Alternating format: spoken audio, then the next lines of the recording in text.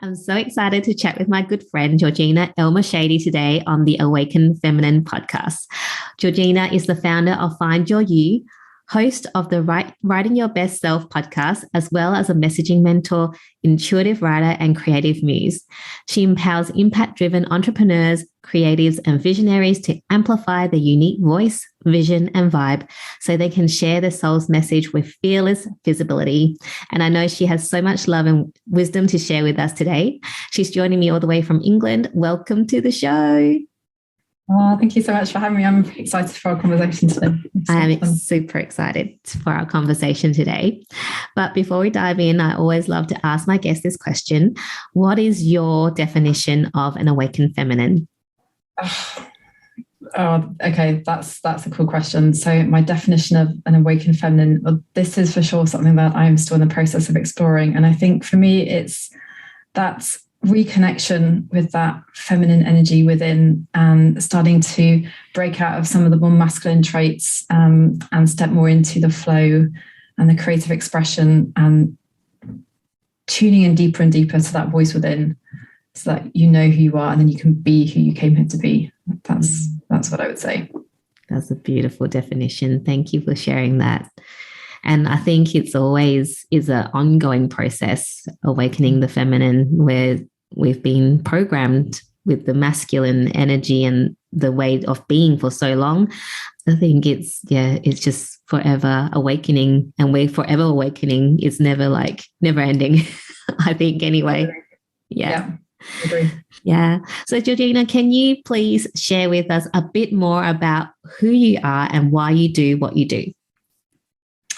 So I do what I do because I've been on a journey myself of reconnecting with the truth within. So remembering who I am, who am I, not what the external world says, or not who I thought I should have been, or not what other people expect of me necessarily. But if I close my eyes and I connect with myself and I listen to that voice inside and start to amplify it, who am I? Who am I? Because I want to know that aspect, because I want to live from that perspective. I've spent a long, long time living in a way that needed more external validation and trying to become successful as per what society would maybe say. And there was just a feeling of emptiness, surprising emptiness when I hit the things I thought I cared about. And it still was oh no, this actually wasn't the thing I was looking for. And I believe that we all have this wisdom, this individual wisdom that's locked inside us that we acquire because of who we are, what we've lived, what we've experienced. It's inspired, influenced by our direct connection with source, whatever you want to call that energy. And I believe when we tap into that, we find something unique we can share and express. We find our unique frequency, which we can contribute to the world, to inspire, impact, empower other people through our presence. And I just am excited to see, more people find that voice within and speak and create from that place, because I think we need it. I think the world is craving more authenticity, more vulnerability, more rawness, more realness as well, as we navigate these challenging times, these pivotal times.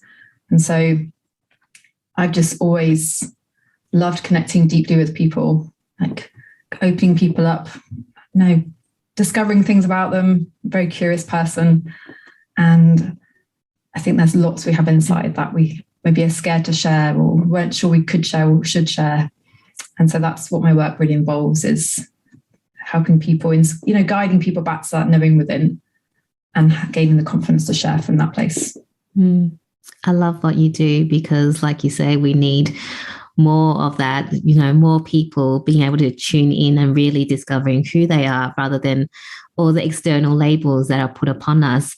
And I think everyone that's listening to this right now or watching this right now can resonate with, all the things that are put upon us. Like, who we are is determined by what other people see as and what they think of us, or they tell us we are, and then we start believing that. So it's so important, the work that you do is so important, to be able to actually go, actually, no, so-and-so said, I'm this, no, I'm not. And really tuning in and getting to the core of our being. So, yeah, and so powerful. And I mean, I've been on your podcast and, you know, you are just so magical with what you do, being able to just ask questions and being able to kind of just dig without really, like, it's so effortless. It's just like, yeah, just having a chat. And then I'm like, oh, all these things are just coming through, like, so effortless. So yeah, very powerful what you're doing. Can I ask you, what was the catalyst that inspired you to, you know, start doing this work and putting, you know, your magic out to the world? So I guess I've had a few kind of moments of, oh, I'm going in the wrong direction, I need to head in this direction. But I think what really guided me down this path was I started getting more and more feedback from people to say, oh, there's something about having conversations with you, like I discover new things about myself, or I have new insights. It really, you know, what you were just saying. And I just thought everyone could do that. It was like, oh, isn't that what happens when you have a conversation with someone? I didn't realize it was actually something that I had, something that I was expressing. And I didn't realize it was valuable in the beginning either. I thought, because it kind of arose from my copywriting work, I would interview people to extract ideas for copy. I used to think it was like a burden. Oh, this person's got to spend this time with me for me to find this information out. And then, you know, the feedback I was getting, I started to realize, actually, no, when I'm speaking with people, they're actually accessing new insights, new ideas. This is actually valuable in itself. And so that's really what inspired me. And I just have this belief that we all have something unique and special that does feel effortless. And that can be uncomfortable as well, because we're kind of raised to work hard at things. You know, things worth having are worth working hard for. And sometimes you can feel like a bit of a fraud. Well, this actually, I really love this. This is enjoyable. This is easy for me. This feels natural. Can I really charge people for it? Can I really make an income from this? Can I use this and say this is my work? So it's definitely been a journey towards more and more acceptance of, no, this is a thing that's useful. This is a unique thing that's valuable. And yeah, so that would be my answer to that. Yeah. So I know stepping into this with the visibility, you had to work through your own journey of being visible. Can you give us a talk about that? Because I think, as you know, not just entrepreneurs stepping into the online space, in general, people fear other people seeing them for who they are. It's scary because you're being vulnerable. Can you, you know, talk us through your journey of how you were able to be okay with being more visible? Yeah. Well, I mean, as a child, I was extremely visible. Like, I wanted to have the main part in the play. You know, I wanted to play my clarinet on stage. I wanted to put my hand up every time. I wanted to go first. Like, I was very, very outgoing and visible and brave, I guess, as a kid. I really enjoyed that, stretching myself and pushing myself. And then I got bullied, and then teenage years came along and I got acne and had to wear, you know, I was wearing glasses, braces. I got picked on for the way I looked, and people picked on me because I liked school. And, you know, it's the old story. And really, I just completely shrank in that time. I went from being this really extroverted, courageous, kind of in-your-face child to, oh my gosh, I need to learn now how to be in these places, but no one see me. So I got really good at being present, but invisible. And then I got good at, you know, in social situations, diverting conversation away from me. It's how I got to become such a good listener, because I would straight away, I was very good at, okay, let's talk about you instead. We'll talk about you. And, you know, that worked for a long time. Like, being in the shadows worked for me because it kept me safe. I felt safe. I felt okay. And then I reached a point probably 5 or 6 years ago, and I realized that, oh my gosh, no, actually, I'm saying all these amazing things, but for other people, which was amazing. But I actually have things I want to say as well. Like, there's things that I believe in that I feel I want to talk about too. Actually, I want people to see me. And so it was a real journey, because it meant that I had to start talking about myself more and sharing more things about me. And so, you know, I write my little Facebook posts and my emails, and, you know, the writing was quite easy, because I've always written. I love writing. I love expressing myself through writing. And I actually enjoy the process of telling stories. And then it would come to like send them. And I would just go into this meltdown of panic. You know, my hands would get all sweaty. My heart would be racing. I feel nauseous, like sick. And I'd be hovering over the send button, and I'd go to send the email, and I'd be like, no, back off. And I'd be having this dance with the button, and then be like, for goodness sake, just send the damn thing. And I'd hit send, and then I'd have to leave the room because I was just got myself into such a state. And then I just disowned the writing. I just, disembodied from it. It's like, this is crazy. You can't be being visible, but then completely detached from what you're trying to do. And so I did a 365 Facebook Live challenge. I challenged myself to go live on Facebook every day for a year. And I think that really kind of cracked it for me. That was part of it, because I like challenges, I like doing my little tick boxes. I've done that today, tick, tick, tick, tick. And so gaining the confidence, like realizing I was still safe, even being seen, just exploring different ways of expression. It just feels so good to be able to articulate what I feel, what I think. It's just been an amazing journey to reclaim who I am.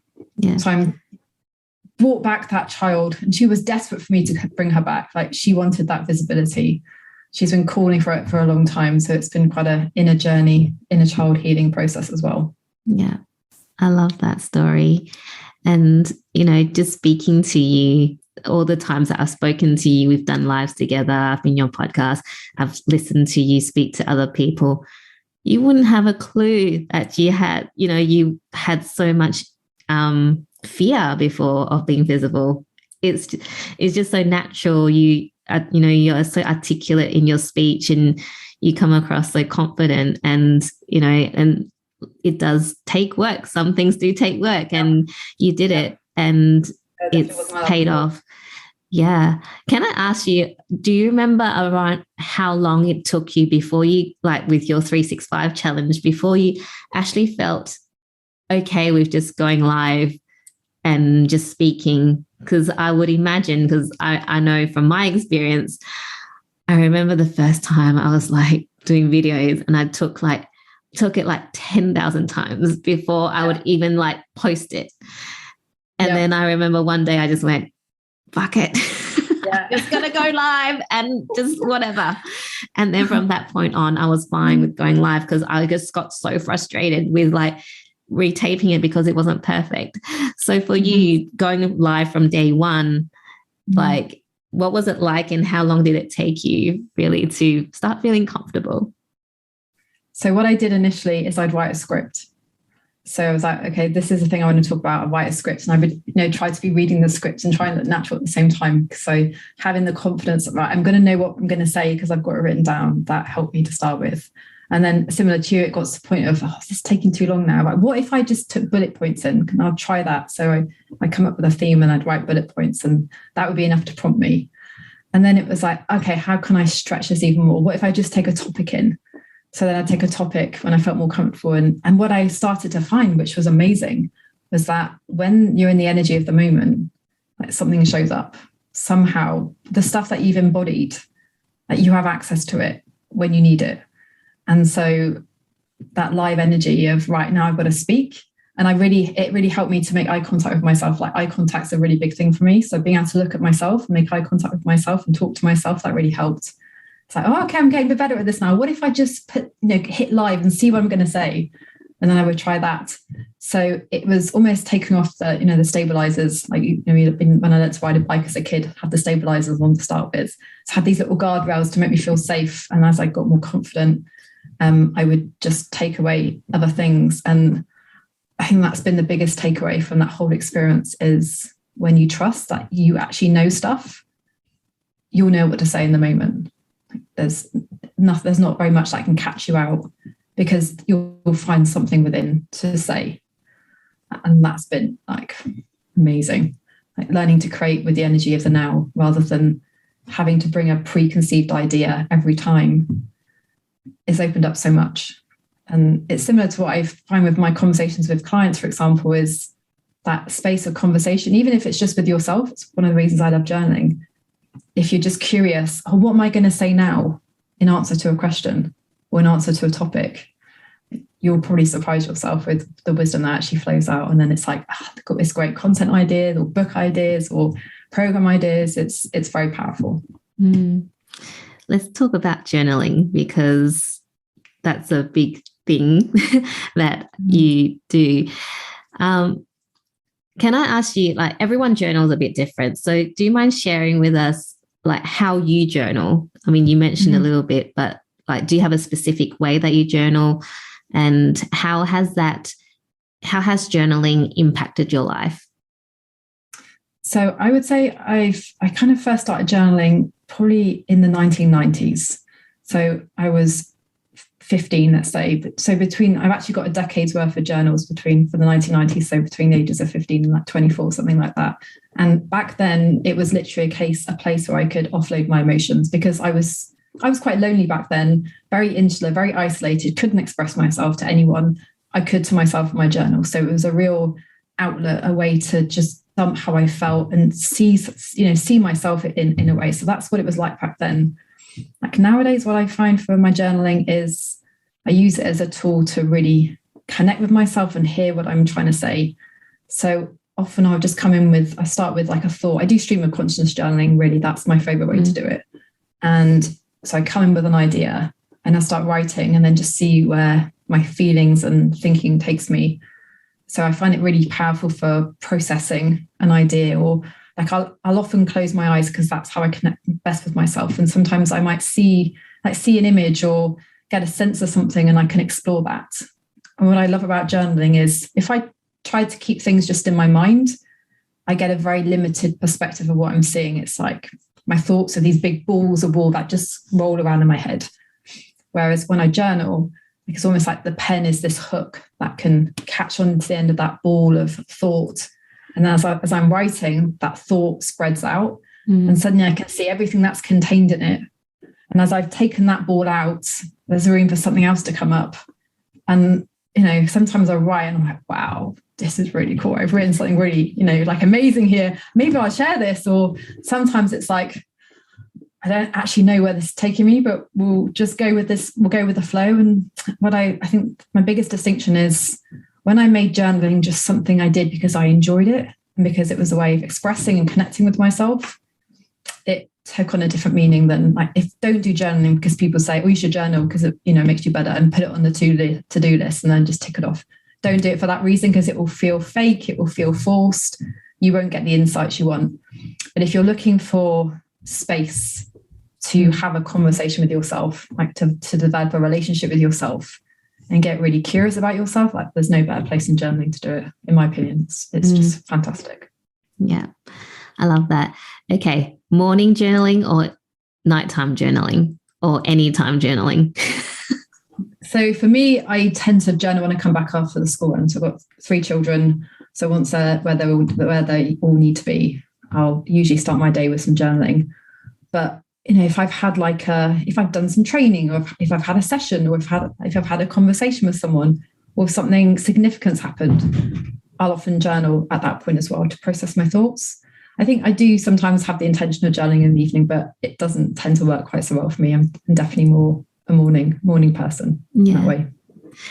I just wanted to ask, because it's always like, people are always like, journal in the morning because this, that, and the other. And then some people like journal at night. So I was just curious when you did it. I'm also a morning person. Actually, when I used to journal, it was always evening. And then somehow I started in the morning. And for me, it felt so much better doing it in the morning. It's like when you wake up and you just pour whatever needs to be poured onto the page, and then pick out what needs to be addressed even more. And I love the imagery that you gave of, that hook, and then, letting those balls and then spreading out the information, the messages that you're getting. It's just a great imagery. And I'm the same. I prefer the stream of consciousness. And sometimes I'm like, I'll be like writing, I'll just write, and then it would be a question and I'll just get a yes or no. I'm like, am I talking to myself or but it's such a great way, like you say, to get answers, like conversation with yourself.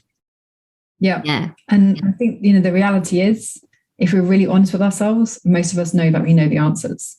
Like if you think back over your life, you think about the times when you had a big decision to make, you probably had a gut feeling or an instinct about what you should do. And sometimes we follow that instinct, and sometimes we follow the logic, like the logic can override that initial, this is what you must do. And so this is a cool thing about journaling, because it can help you connect with that authenticity inside, you know, really reconnect with your intuition and open a channel to get that wisdom.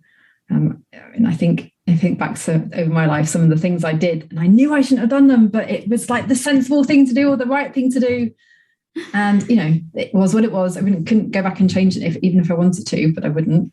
And when we can reconnect with our knowing inside, like knowing our truth, I mean, that's what we all just crave, this desire to live an authentic, aligned life. That's really what we want. We want that because that's what's going to make us happiest. And knowing that you have that knowing inside you, you just need to activate it again. That feels amazing to me.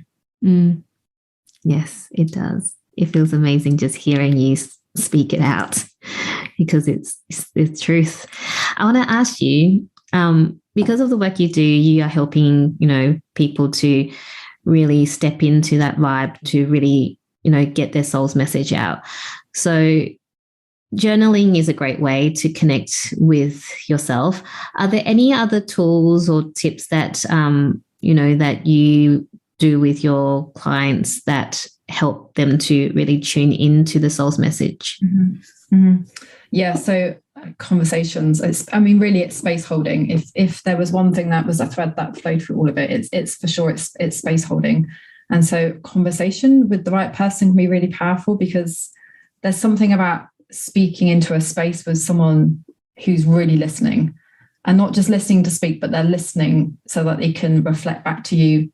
They can ask those questions that, maybe if you look down that path over there, which the door's just ajar, I think there's something big for you to explore down that pathway. And so that's how I love working with people, is just asking the questions, reflecting things back. Sometimes I get an intuitive hit, or ask this, suggest that. And I'm always looking for those people that are visionary. I love working with people that are visionaries. So people that have come, I can just feel it. Oh, they're here for something big. They're here because they have something that this planet and its people needs to hear at this time. And because that's scary when you know you have a message like that is that seismic. And just that's why message making is so cool, because who do you need to be able to hold the message that you're here to share? Like, who do you need to grow into? How do you need to hold yourself? That's why the vision, the visibility, and the vibration you hold is so important. But it's remembering that this is work for your soul, not just a way to make a living. When that message isn't just about making your own life better. What is it you're here? How is it you're here to serve? How does your message create a ripple for positive change? That's what motivates me. Yeah, I love that reminder, because I think a lot of people do things for like money or fame without actually, and it's not actually aligned with what they actually came here to do. And then it gets to the point where the soul's like, that's not what you're here to do. And then usually they go into that depression or, like, you know, meltdown, whatever it is, before they actually, or even if they do or not, find their soul's message. So I love that what you're doing is like, all right, let's look at what you're here to do and impact and actually connect in, rather than, like what we said before, what society thinks is successful or not successful. Yeah. I want to ask you, before you did this work, were you very intuitive? I have always had good instincts. I think I probably denied it. Like, for example, like randomly, I know I just have a really good sense of direction. I can be going somewhere completely new and I just have a sense of where to go, which is strange. So I think I've always been very intuitive. I think I definitely closed a lot of it down for sure. If I look back, the first 40 years of my life, they were very masculine driven. Like I wanted to be a boy when I was younger. I thought I'd be more successful if I was a boy. I was called George until I was 25 when I intentionally chose to actually ask people to call me Georgina. And I think that the times when I was intuitive, I was juggling with this, but it's not the sensible thing to do. When I was 25, 26, I knew I had to leave corporate. So I followed my instinct then. But then I had other occasions when my instinct was very strong and I didn't follow it. But probably this is my favorite story about my intuition. When I was in about 28, my friend and I went backpacking around Egypt for the summer holidays, about 5 or 6 weeks. It was amazing. I've always had a real strong connection with Egypt. I've always wanted to see the ancient sites. So we just had the best time. And everywhere we went, we had people say, have you been to Dahab? I'm like, no, that wasn't even on our agenda. So after we heard this place over and over again, we decided to change our path and we ended up going to Dahab. And we both fell in love with it. It was amazing. It was just the most amazing place. I can't describe it. It was amazing. So I came back from that holiday and I bought a one-way ticket to go and live there. Wow. And then at the same time, I was offered a teaching job. So I had this conversation teaching Egypt, teaching one because it was the sensible thing. But I could not get Dahab out of my head. I had a picture by my bed. I think about it all the time. And then next summer rolls around and I'm thinking, where am I going to go this summer?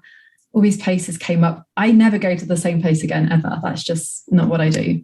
But I went back to Dahab again. It's like something was calling me there. Like, I have to go back to this place. So I went back, I met my husband. Like, what are the chances of that? So that's my favorite story of following my intuition. That was 17 years ago now. That is an awesome story. I got goosebumps when you said that. Is your husband's originally from England or? No, he's Egyptian. That's why he's Egyptian. Okay, yeah. I was like, was he holidaying there? Yeah, that's cool. That's such a cool story, and so important to follow intuition. So you were talking about that you were very masculine driven for the first 40 years of your life. What was the thing that made you start going, I need to bring in that feminine back into my life? So I did some coaching work with a coach called 𝐆𝐞𝐨𝐿 𝐿 about 5 years ago. And she said to me, you need to open up your feminine side. I'm like, oh, I don't want to do that. Like, because when I think about feminine back then, it was like nails and like, I'm not into makeup or any of that kind of stuff. I'm just not, that's not me at all. I'm much more like a tomboy, if really, I guess.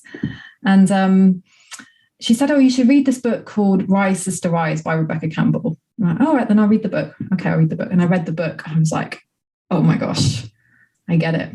Okay, I get it. And I think a lot of us have had experiences of having like toxic friendships and like the bitchiness. And, I naturally navigate, I naturally prefer to be in male company because there wasn't the bitchiness there. I went to an all-girls school. I went to an all-girls college at university. So I was like, I'm so done with this. I don't want to be in that kind of environment anymore. And reading Rise, Sister, Rise just made me realize there was these sisterhood wounds that I was carrying and how much I was missing out because I completely shut down this feminine side of me. And now that it's opening up more, I can just see how much more natural I am in that state. Like I am very intuitive. I'm very spontaneous. I'm very creative. I'm very now confident in being present in the moment. In the past, like if we were having this conversation, I'd need to know the answers. I'd have to have written out my answers to feel safe and comfortable. So yeah, that was the opening. And oh my gosh, I'm so grateful to be who I am today. Like I wouldn't change it for anything. And I'm so grateful that you are who you are today. Otherwise, we probably wouldn't have met. Exactly. Yeah. Yeah. Can you talk a bit about sisterhood wounds? like, you know, like you say, we have those toxic relationships and friendships. And as women, I think we like to be loyal. There's this thing within us that, you know, even if we know that friend is bad for us, but we've known them since like kindy, things like that. But can you talk a bit more about what sisterhood wounds are and how you kind of overcame it? Because now you are so connected with so many women. Yeah. Well, it's interesting because when I think back to my parents, my mum and dad's marriage, and I look at what they modeled, like they didn't really have a lot of friendships in their circle. They were very much did everything together. So I kind of thought that's what marriage was like. I thought that's what happened. You got married and then nothing else kind of really mattered. So I think in that sense, like friendships weren't something I prioritized to the extent that now I realize where I was seriously missing out there. And I think with, you know, sisterhood wounds, it stems really from, this is what I learned from Rise Sister Rise, it stems from the Middle Ages with the witch hunts and how women were kind of forced to turn upon each other, and how, you know, we're carrying all this generational trauma and these memories, these old memories from times when women did sit in circle and women did come together, women did support each other, women did raise kids and their children in a village. Like these times that we've just lost and we've forgotten, and that's not what the typical woman does now. You know, navigating work and life, raising children or running businesses and all this kind of stuff. And you know, sisterhood wounds is, a lot of it is jealousy. You can feel that lack of trust, the bitchiness. Like we've all had that association with when women talk about other women, and it's awful, and not really trusting people to support you and to love you. And this is what I loved about our connection through the books. You know, the multi-author books is, I think they're such powerful tools for like healing sisterhood wounds and bringing women together and showing women that you can be in community without competition. You can collaborate and everybody wins, nobody loses. And this is one of the problems with hierarchy and the patriarchy, is we've been taught that it's about climbing up the ladder and getting to the top and having people underneath you, and then you're successful. But in that structure is just, it's toxic. Like it's time to dismantle that hierarchy and sit in circle again and recognize that we can all learn from each other's wisdoms, and that we're all better and stronger when we can hold hands rather than stabbing each other in the back, scratching each other's eyes out, you know. I love that. I love, yes. It's so powerful what you've just said. And yeah, definitely not, you know, realizing that you don't need to do anything alone has, for me also through the multi-author books, been such a big eye-opener, because we have been programmed by, you know, society that you need to, like, you know, do everything.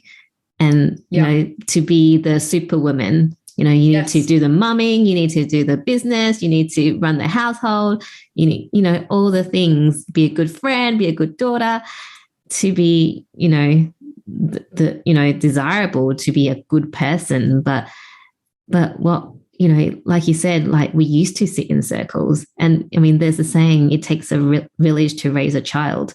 It takes a village to raise a business.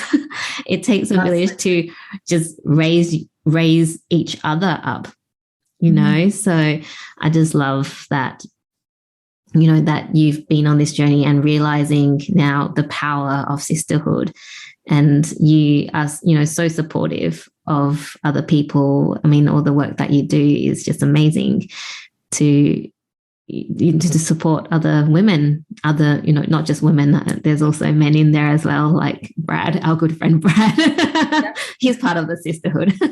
Absolutely. Yeah. But it's just so powerful. And I just love that what you said is perfect. The way you just said it. It's great. Thank you so much for sharing that. I want to ask you, because I'm just like looking at the time, if Georgina can go back to a younger version of herself and give herself that one key piece of advice, what would it be? It would be, you've got this so wrong. Like the way you're seeing the world is not the reality. Like you're seeing a really negative reality. If you look in a different direction, you're going to see something completely different. I was absolutely categorically my own worst enemy. Like I carry a story probably for the best part of 30 plus years that other people don't like me, like taking that everywhere I go, assuming people aren't going to like me. So how that cut me off, it made me step back, it didn't let me trust people. It was been so debilitating. And that came from her experiences and what she chose to believe about the world, because that's how she felt safe. Or if I just assume people don't like me, I won't put myself out there. I will never get rejected again. I'll feel okay. And I feel so sad when I go back and connect with little G and have those conversations with her about how much how she was hurting so much. But on the flip side, as we know, we have these experiences, and these experiences teach us something. And I'm grateful that I had the contrast from highly visible to invisible, and then back to this more aligned, authentic way of visibility that is now coming from this place of internal validation rather than this need for external validation. So that's been a really beautiful journey for me. That's so beautiful. Thank you for sharing that. That's such a beautiful piece of advice. And I really want to ask you before we wrap up, what is setting your soul on fire right now? So right now, what's setting my soul on fire is I have given myself a lot of space to really go on a deep inner journey. And this is actually a really potent time for me. I feel like I'm in a bit of a cocoon at the moment. I'm going through a metamorphosis, and I'm so grateful for my journaling, for the access to people I have that are just amazing, the tools I have access to, because I kind of just know that the more I shed of what does no longer serve me, the more I can step fully into my power, and then the more I can emerge into the fullness of the work I came here to do. So I've always known, like, that little girl who would do anything, she knew that she was here to hold big things. Like, she knew it. She got scared, forgot it. And now I'm just so grateful that I'm in this period of time where I'm building my energy and my resilience and my confidence, coming back as a butterfly. Yeah. Yes, sister. Waiting for you to emerge from your cocoon and see what other wonderful things that you've got, birthing within you. Yeah. Thank you. Thank you so much for your time today and sharing your love and wisdom with us today. If people want to find out more about you or how they can work with you, where's the best place to find you? Come find me at findyouryou.co.uk. That's the best place to find everything I've got available right now. Awesome. Thank you so much. I've just so enjoyed our conversation. You're amazing. And thank you for everything. Thank you so much. That was awesome. Thank you. Bye.